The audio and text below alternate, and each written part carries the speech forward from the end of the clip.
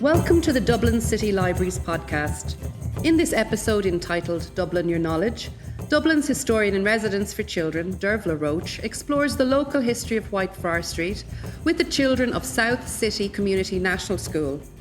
This project led to the children making their own history podcast called Dublin Your Knowledge, with help from Dervilia, comedy writer Aidan Fitzmaurice, in collaboration with the Digital Hub.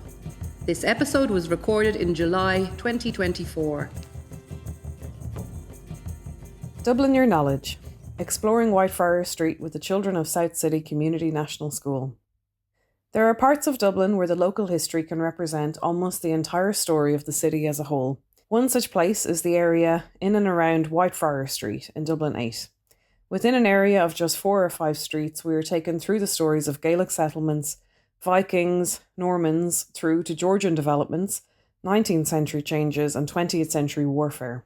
Not only this, but it's an area where many recent excavations and discoveries have continued to add to our knowledge of its long history. All of this was recently explored by 17 students, aged 11 to 12, from 6th class in South City Community National School, Whitefriar Street, during a history podcast project. The project took place as part of my work as historian in residence for children. This role provides space, opportunities and resources for children to uncover the stories of the places where they live, planting seeds for a lifelong connection to the history of Dublin. It involves working with children across the city on short and longer projects. For this particular project, we worked together over 6 sessions in 1 month, giving us lots of time to delve into the area's history in depth. The project was run in collaboration with the Digital Hub Dublin 8, who connected the class with myself and our other collaborator, Aidan Fitzmaurice, a comedy writer and workshop facilitator, who helped the children to structure and record the podcast and manage the final editing of the piece. We decided from the outset that the project would involve creating a podcast about local history. The creation of the specific content and decisions about the format of the podcast were led by the children as much as possible through facilitation from myself and Aidan. For the children, this involves both learning about how to make a podcast and learning lots about the history of their local area, which we explored in several different ways. The project began with a visit to their classroom, where I delivered a local history workshop to tell them the story of the area from its earliest history up to modern times. This was designed to give them an overview of the possibilities of topics we could explore in more detail and to get an initial idea of what they were interested in. We gathered feedback at the end of this session and throughout all further sessions to assist with this process. From our second session on, we mostly met the class in the Digital Hub, where we began to talk about which parts of history intrigued them the most. In 2 groups, we worked together to narrow down the topics into 2 main strands for the group to research, one of which led to a local history walk and visit to nearby Dublin Castle, and the other to a short oral history project on the history of food in the local area. After they had undertaken all of this research, they were ready to pull together what they had learned and to prepare and record the podcast. When looking at the history of the area, we began by going as far back as we could. The area around Whitefriar Street is where it's believed the original Dublin settlement was located. Dublin was a 7th century Gaelic settlement predating even the Viking and medieval city that we might tend to think of as the original Dublin. Later texts suggest Dublin was an early medieval monastery, like the origins of many other Dublin neighbourhoods and towns around Ireland. It took its name from the dark pool along the now underground River Poddle, which was located nearby, roughly where the Dublin Castle Gardens now are.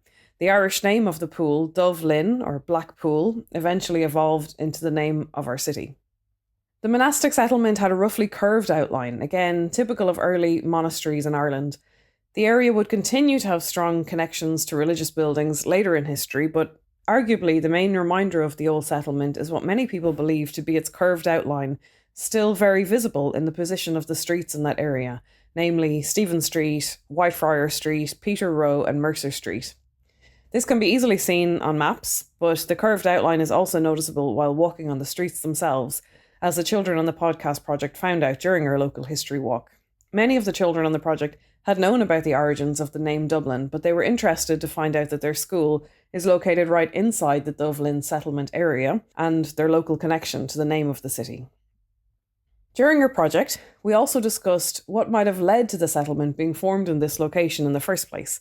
Like most similar settlements from that time, it was located near a source of water, or 2 in this case. The rivers Poddle and Stein flow near the area, both of which are now mostly culverted, flowing underground through tunnels. For many children around Dublin, it can be exciting to realise there are hidden underground rivers in many neighbourhoods, often below streets they're already familiar with. One of the children even had a personal connection to one of the rivers, saying, "The river Poddle runs through my back garden. You'd have to dig up the ground to see it." The next major phase of the area's history, as with much of the rest of the city, came with the arrival of the Vikings in the 9th and 10th centuries. The Vikings are thought to have used the Black Pool as their harbour. The location of their first camp in Dublin, their Long Fort, has been the subject of some debate, but one theory suggests it was located on the south banks of the pool, roughly around the area where Ship Street, Stephen Street Upper and the southern part of South Great George's Street now are. The Long Fort is mentioned in later texts, and excavations in recent years appear to confirm this area as its location. It was close to or overlapping with the previously mentioned older monastic site of Dublin. It's likely that the Vikings seized the monastery and plundered it for resources. The name of the area evolved during the time of the Vikings to Dyflin. Several excavations in the area have led to the discovery of Viking burials, with remains of people and accompanying items such as shields, daggers, butchered animal bones, and a decorated bone comb.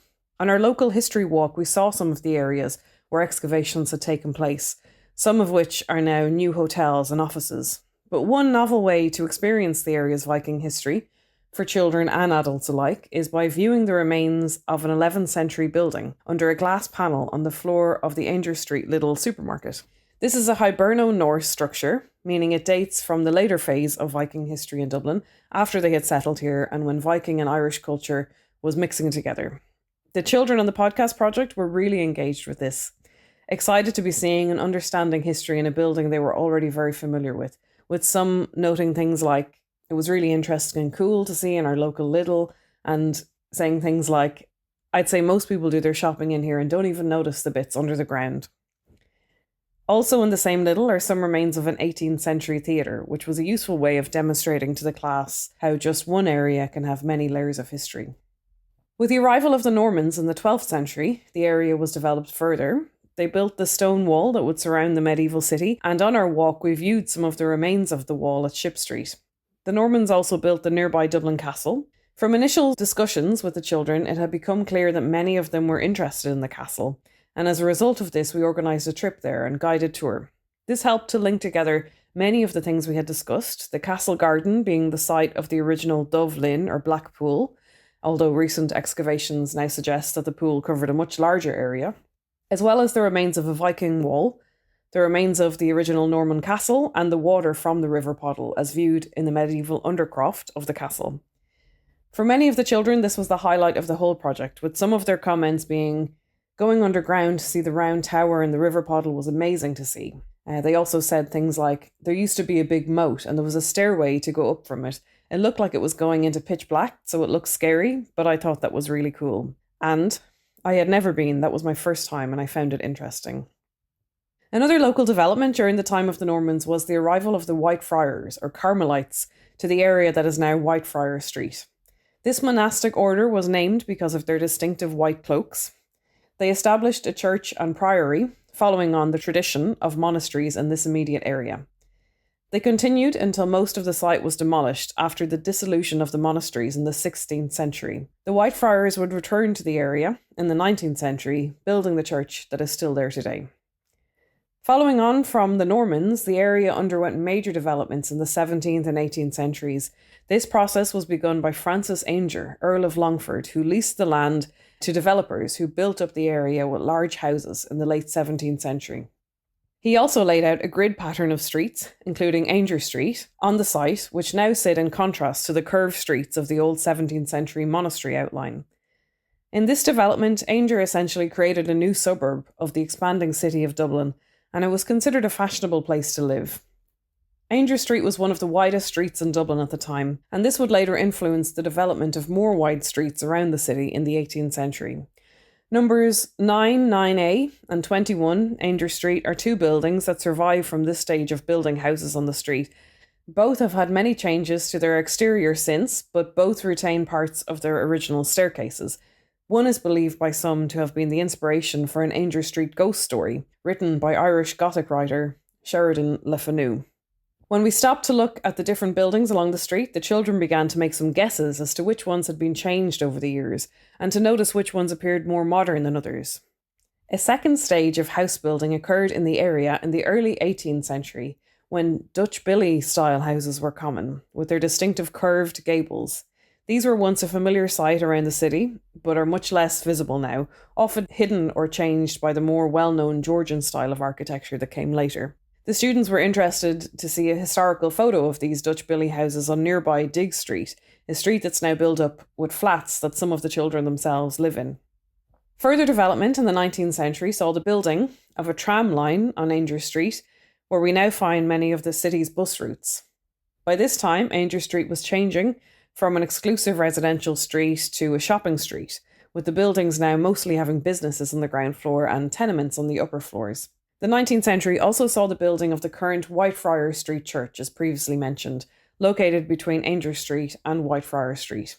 The presence of the Whitefriars or Carmelites continues to this day, although the church and surrounding buildings that form part of the convent have been altered over the years. Nowadays, this church is associated with St. Valentine's Day. The relics of the saint are enclosed in a shrine on display in the church. They are believed to have been gifted by Pope Gregory XVI to a Carmelite named John Spratt on his visit to Rome in 1835. The shrine is visited by couples every year on St. Valentine's Day. The children taking part in this project had already heard about the church's association with Valentine, but were interested to discuss in more detail the idea of relics and their significance through history, learning that in medieval times it was common for relics to be paraded through streets and viewed by thousands of spectators, and sometimes even brought on tours around cities in Europe. Similar practices still continue today, but are perhaps less familiar to many of us than they would have been 1,000 years ago. Moving into the 20th century, we discussed the significance of a nearby building during the 1916 Rising. The children had already learned a bit about this time in history and had recently read The Guns of Easter by Gerard Whelan. Like many other children I'd worked with, reading historical fiction set in a particular time period had really led them to being engaged with the topic and keen to find out more about it. Their school is only a few hundred metres away from the site of Jacob's factory, famously used by the rebels during the Easter Rising, when it was occupied by the 2nd Battalion under Thomas MacDonagh. Parts of the site were later turned into the National Archives, as well as the Ainger Street branch of Dublin Institute of Technology. A reminder of the site's past is found in several features in the buildings, including the W&R Jacob & Co. Limited lettering visible from Bishop Street.